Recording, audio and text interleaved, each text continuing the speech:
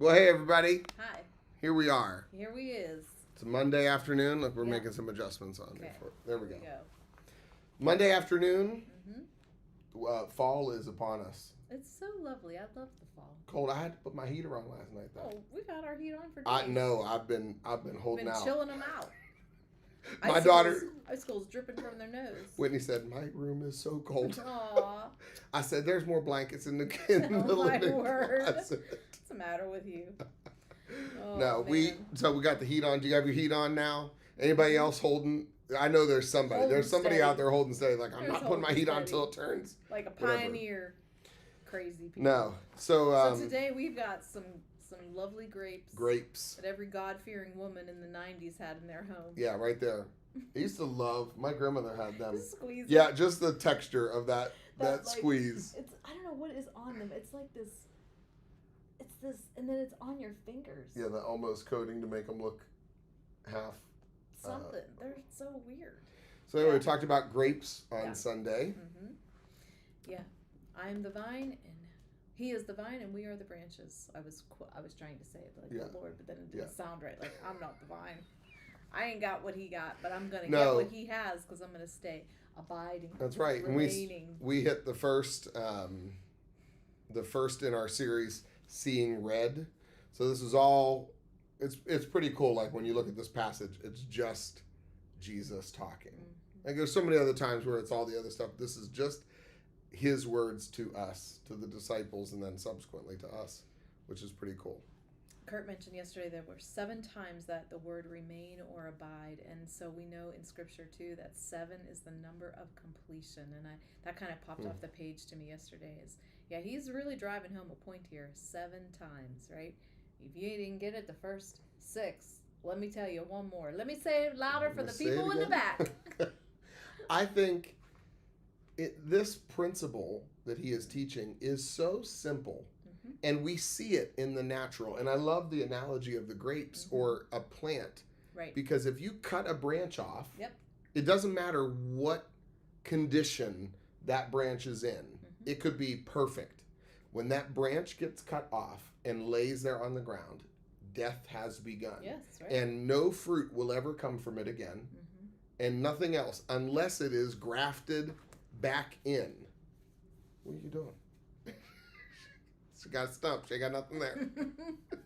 But and even that concept of grafting, the fact that those the men and women who ran the vineyards knew, I could take a healthy branch and I can cut a notch here and I can put that branch back in and bind it, and eventually it will adhere back in there and it's getting life again and it's producing fruit again. And that's just the best analogy for us to say, apart from Him, we really can do nothing. No, it won't bear fruit. It won't bear fruit. And you think too, I don't know if the fall is such a beautiful time to take a walk, and I love a good hike in the fall on a flat surface.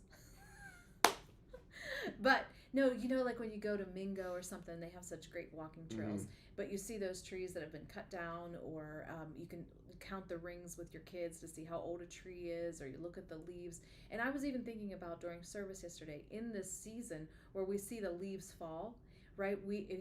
Growing up as a kid, you learn about chlorophyll, and you learn about the leaf cycle and a tree cycle, and so how the sap and how the food that's made within the tree rushes up through the tree and out the branches to the leaves, and it collects and it holds it. And there's a trap door on that leaf, and then it breaks off, and then the leaf falls. And why it breaks off is because the tree needs to retain what it needs for the winter months in order to keep feeding them. It needs to retain its food for the winter months to hold it and then reproduce into the spring.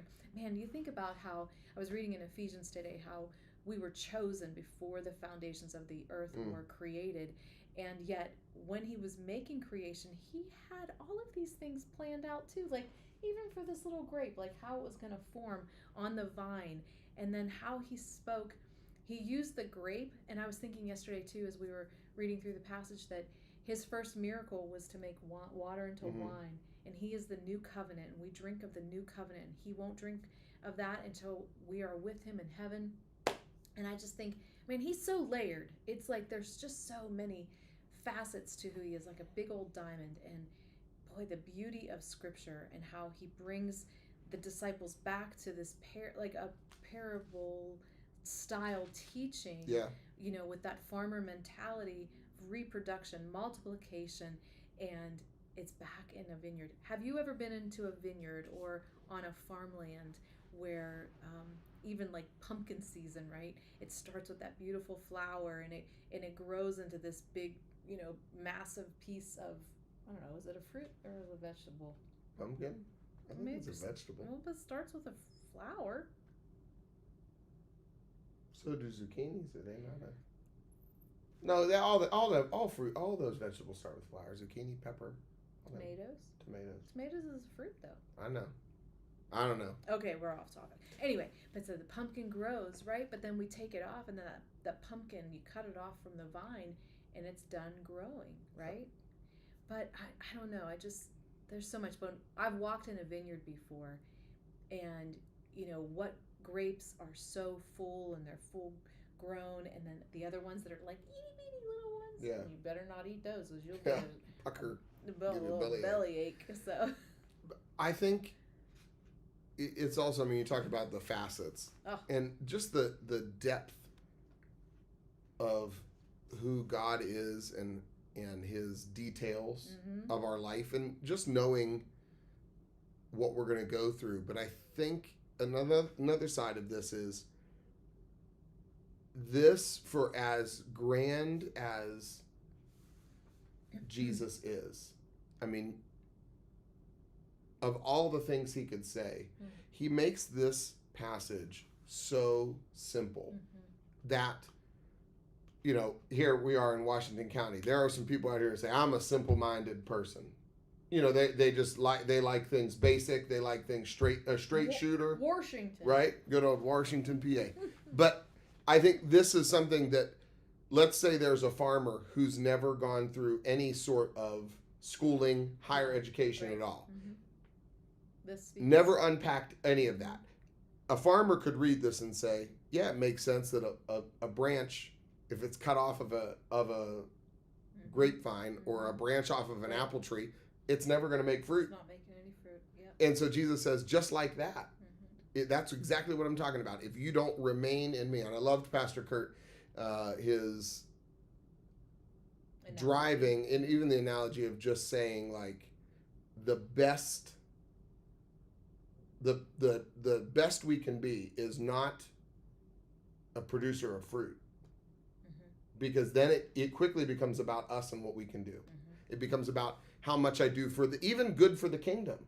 It can say, which there were Pharisees that said that. Yeah. I spent my life, I'm devoting my whole life to this. Right, because Jesus says, they say, Lord, Lord, haven't I done this for you? Right. And he says, hey, someday I might say, depart from me.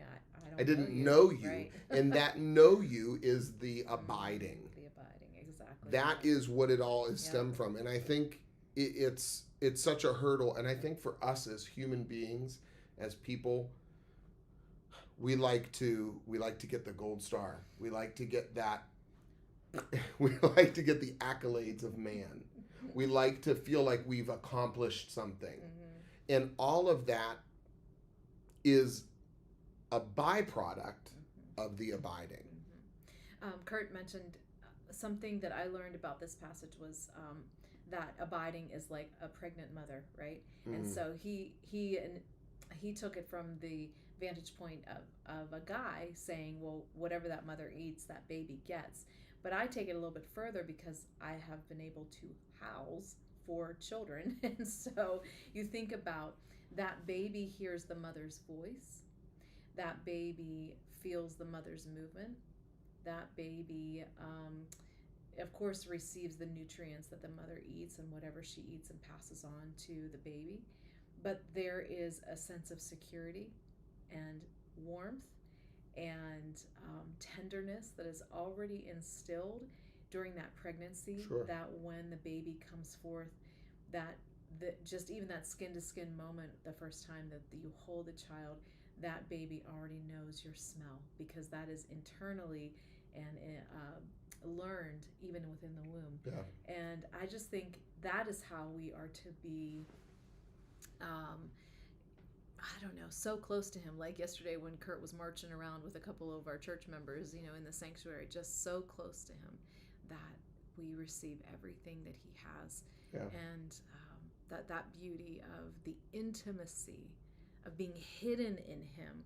When Psalm 91 says to be under the shadow, hidden under the feathers of his wings, hidden under the Almighty. That's how I want. When I think of abide and remain, that's like close, Yeah. Like I was looking at that blanket you haven't tucked in your room when your kids come and they just are tucked in your chair and they're taking a little nap or they're hanging out with dad.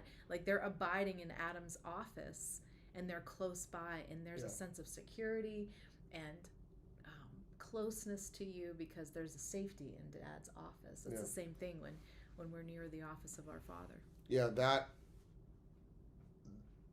we have to remember that all of this is about relationship. Mm-hmm. He says, "I've called you friends. You're no longer servants." It is 100% relational, and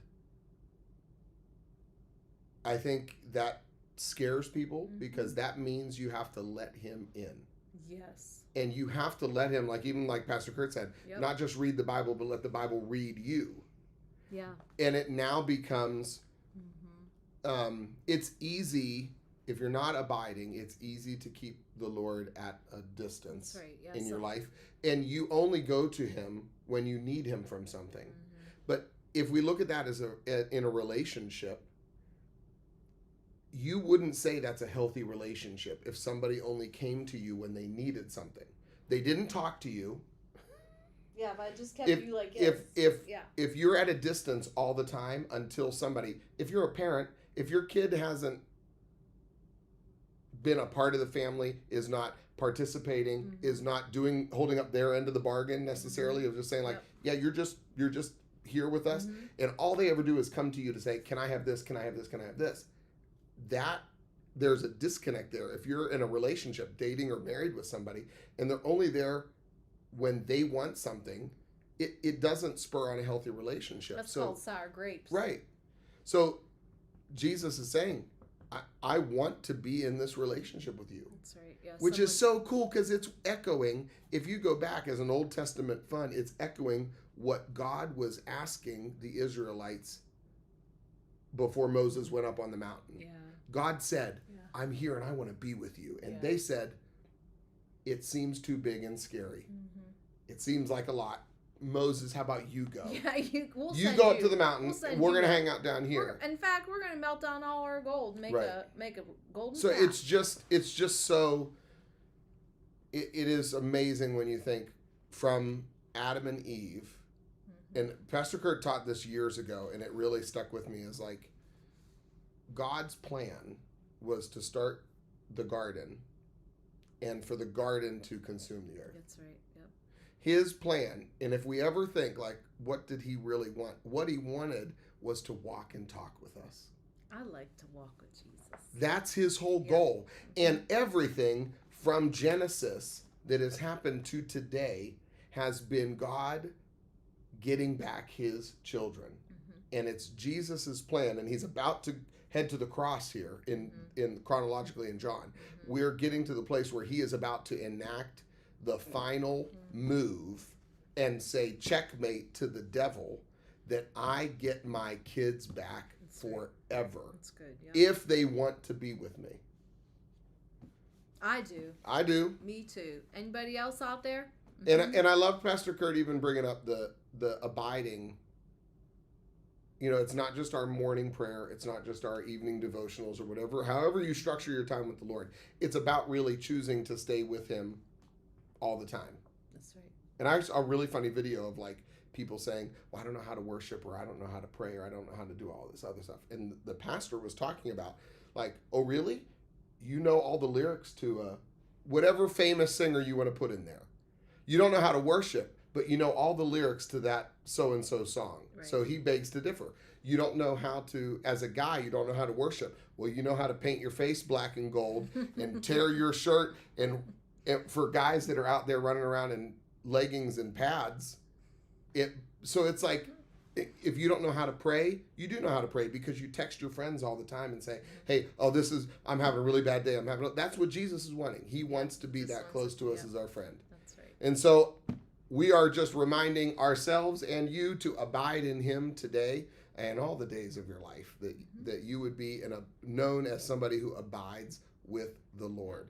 And he promises if you abide, you're going to bear much fruit. And it'll be better than these plastic guys from the 90s. I think we could do something with these. We could pull these off and like just scatter them around the office. People would find a grape around the church. Yeah. But anyway, you'll be getting your text and your email with this week's reading. We're finishing out John chapter 15. We are seeing red. That's about how big the earrings were in the 90s. They were. I liked them. But then you had to have like this kind of hairstyle or like something up like this. Something to balance out the earrings. All right, we better go before this gets any worse. Bye-bye. Love y'all.